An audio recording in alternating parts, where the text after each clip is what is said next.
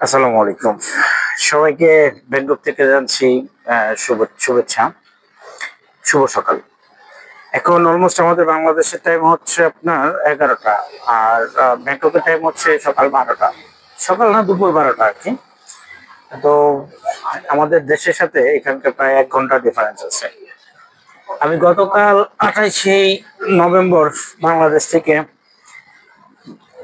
Bangkok আসছি। এবং হচ্ছে ব্যাংককে আমি আসলে সিঙ্গেল ট্রাভেলার। আমি এক্সপ্লোর করতে আসছি যে আসলে সিঙ্গেল ট্রাভেলার যারা আছে সবচেয়ে চিপ রেটে কম খরচে কিভাবে ব্যাংকক আসা যায়, থাকা যায় এবং সেখান থেকে আপনি বাংলাদেশে ব্যাক করা যায় এ টু জেড।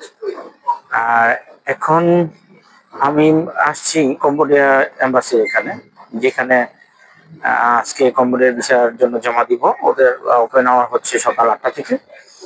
আমি এখন অলমোস্ট ১১টার ১১:৩০ এসে পৌঁছেছি। এখন ওরা বলতেছে ২টার আগে জমা নেবে না। সো আমি একটু টাইম পাইলাম আপনাদের সাথে কথা বলার জন্য। আসলে ব্যাংকক অনেক বড় একটা মানে পরিধি। ব্যাংকক না, পুরো থাইল্যান্ডে অনেক বড় একটা পরিধি। থাইল্যান্ডে ঘোরার মতো আসলে অনেক জায়গা আছে।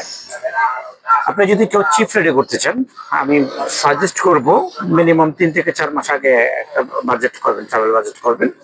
তাহলে আপনি চিপ রেডি সব জায়গায় ঘুরতে পারবেন। হুটহাট করে যদি আপনি ব্যাংকক চলে আসেন, তাহলে আপনি হুটহাট করে ব্যাংককে আহ, কোনো কিছুই আসলে কম খরচ করতে পারবেন না। কম খরচ করতে গেলে সেখানে দেখা যাবে যে আপনার একদিকে হিসাব আরেক দিকে ইয়ে হয়ে যাবে। আপনার খরচ হয়ে যাবে।